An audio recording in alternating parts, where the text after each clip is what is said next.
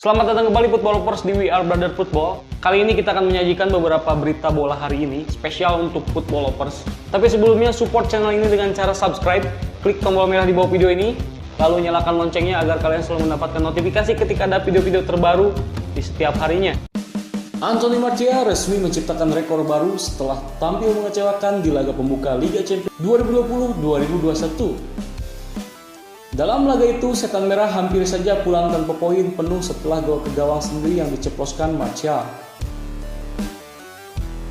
Namun Marcus Rashford berhasil menjadi pahlawan setelah mampu mengantarkan MU menang 1-2 saat itu.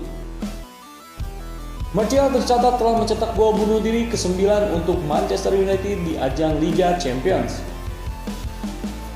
Catatan itu pun menyempurnakan rekor United sebagai klub paling banyak melakukan gol ke gawang sendiri di ajang Liga Champions.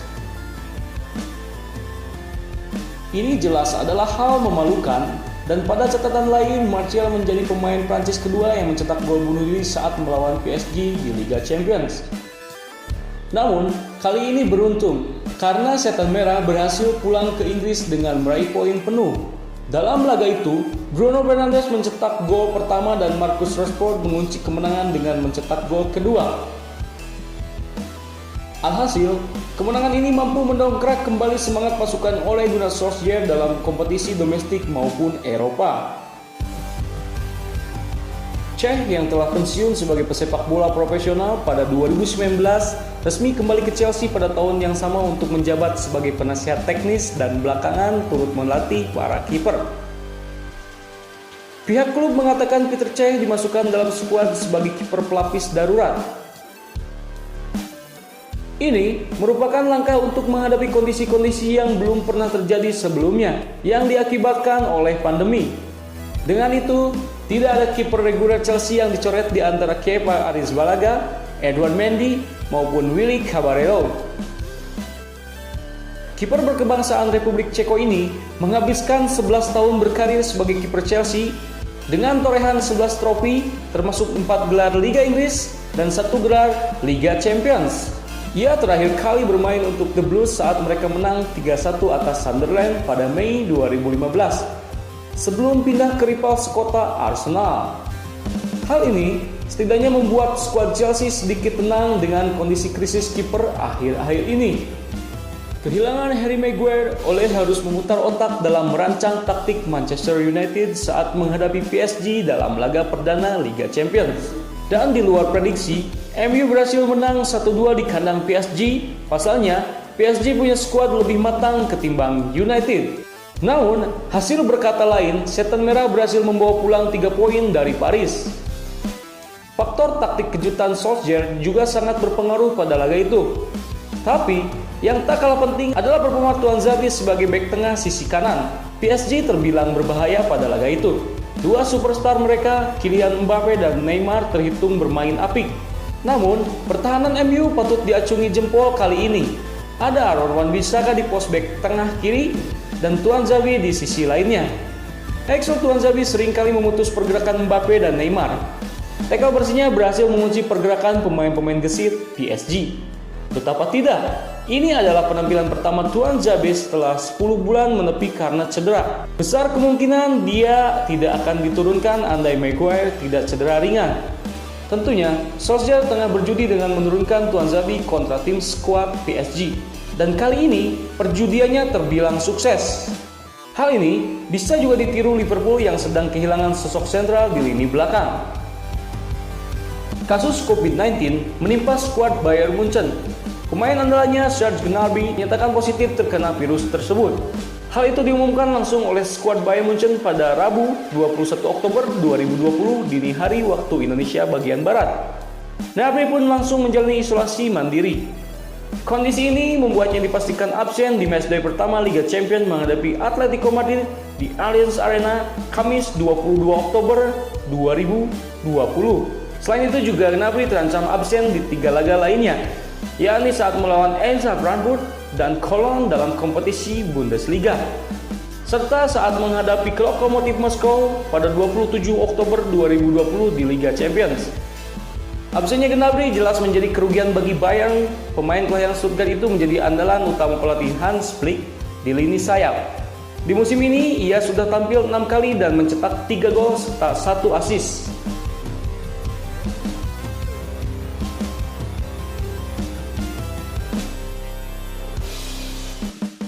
Arsenal mencoret Mesut Ozil dari daftar pemainnya di Liga Inggris. Bintang asal Jerman itu pun tak akan bermain buat The Gunners hingga tahun depan. Ozil tidak dimasukkan ke dalam 25 pemain yang didaftarkan Arsenal ke Premier League. Selain Ozil, ada juga bek Sokratis Papastopoulos juga dicoret dari daftar tersebut. Melansir dari The Sun, pencoretan Ozil dan Sokratis dilakukan sebagai bagian dari aturan yang ditetapkan Premier League. Seperti diketahui, setiap tim Liga Inggris hanya bisa memiliki 17 pemain yang bukan berasal dari Akademi Inggris. Sementara, Arsenal saat ini mempunyai 19 pemain non-homegrown.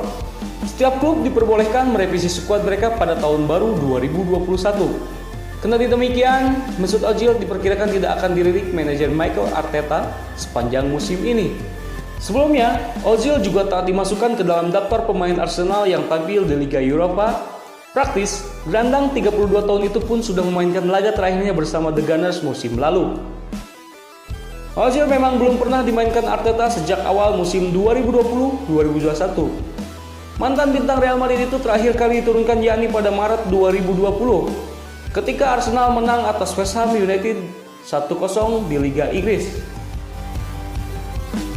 Kiper Chelsea Edouard Mendy menjadi bintang The Blues dalam laga grup E Liga Champions saat melawan Sheffield di Stadion Stamford Bridge Selasa 20 Oktober 2020. Dikutip dari situs resmi UEFA, Sheffield sebenarnya tampil lebih mendominasi dengan 56%.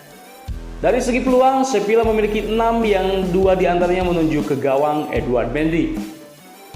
Adapun Chelsea mempunyai 6 kesempatan dengan 4 mengarah tepat sasaran. Mengurung pertahanan Chelsea sejak awal pertandingan, Sheffield mendapat peluang emas pada menit ke-18. Bermula dari eksekusi tendangan bebas Suso, Nemanja Guda kemudian menyundul bola. Tendukan Guda berbelok arah karena membentur bahu kiri bek Chelsea Kurt Zouma. Meski sempat tertipu, kiper The Blues Edouard Mendy melakukan terkesan memukau menggunakan tangan kiri. Skor 0-0 bertahan sampai turun minum. Kiper Chelsea Edouard Mendy pantas disebut bintang yang meloloskan The Blues dari lubang kekalahan. Berdasarkan catatan WhoScored, Mendy total melakukan 2 penyelamatan untuk Chelsea.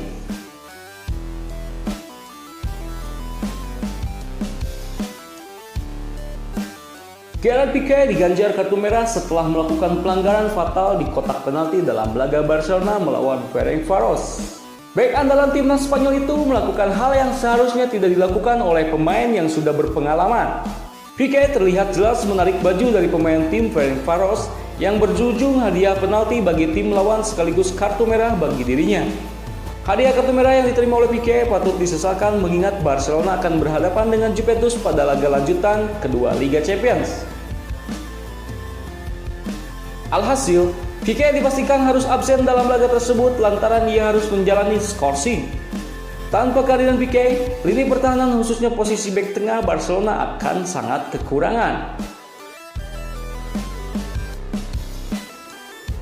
Liverpool akan bertandang ke markas Ajax Amsterdam dalam laga perdana penyisihan grup D Liga Champions 2020-2021. Namun, Liverpool menghadapi ujian cukup berat dengan ketidakhadiran pilar lini belakang Virgil van Dijk. Van Dijk absen karena mengalami cedera ligamen lutut usai menerima tackle horor kiper Everton Jordan Pickford. Van Dijk terpaksa harus ditarik keluar lapangan pada menit ke-11 dalam laga bertajuk Derby Merseyside tersebut.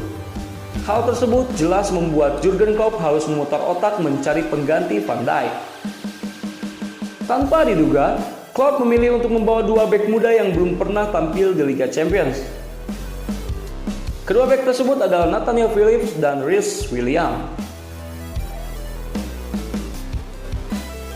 Eden Hazard belum tampil di musim ini karena cedera.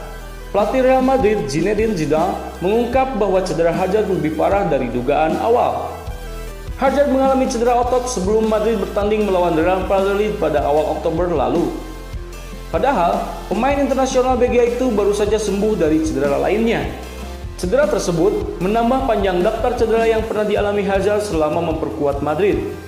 Dia tercatat sudah 7 kali dibekap cedera sejak direkrut Madrid dari Chelsea pada musim panas tahun lalu. Itu dia berita sepak bola hari ini. Jangan lupa update berita sepak bola hanya di We Are Brother Football. Support channel ini dengan cara subscribe. Caranya klik tombol merah di bawah video ini. Lalu nyalakan loncengnya agar kalian selalu mendapatkan notifikasi ketika ada video-video terbaru di setiap harinya. See you next time, football lovers. We Are Brother Football.